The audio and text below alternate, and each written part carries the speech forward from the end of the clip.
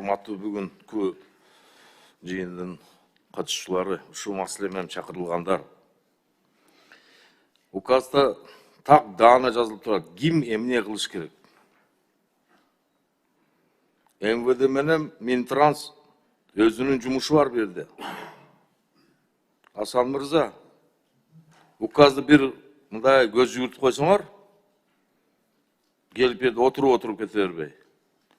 Бүт маалыматтын баардыгын силерге прокуратура бериш керек. Прокуратурага айтсак, азыр мына Таластын бир автобекети боюнча маалымат бер десек, азыр маалыматым жок экен, кийин берем дейт. Мына урматтуу президентибиздин Садыр Нуркожоевичтин чыгарган жарлыгыга силердин кылган мамилеңер не деш керек азыр? Не отчет берсин деп турабы берди Минтранс? Не Минтрансқа конкретно жазылып турат. Гостфонд госимуществом не кылыш керек? МВД не кылыш керек? Конкретно жазылып турат.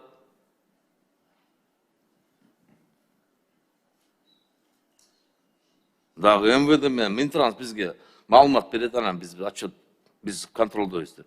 Эч ким эчтеке бербейт силерге. Мына органы прокуратуры, агентство по госимуществу ошо кандай сатылганын прокуратура өткүзүп бериш керек, прокуратура ошонун баарын текшериш керек.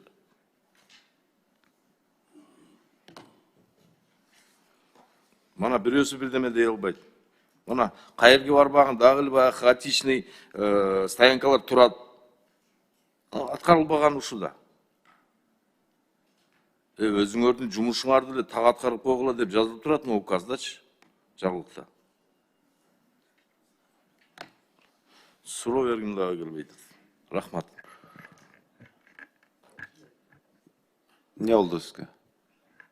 Жооп бергиз. Баксанович, кечиресиздер. Прокуратура кызматы кайсыл объекттер, кайсы маалда алынган, кандай иш козголгон, ошол боюнча информацияны өздөрүнүн тиешелүү информацияны беришет. А МВД менен Минтранс өздөрүнө тиешелүү информация. Асан мырза, сизден түшүндүргөндү түшүндүк биз дедичи. Могу жарлыкта конкрет түрдө жазылып турат. Указды окуп бер биринчи.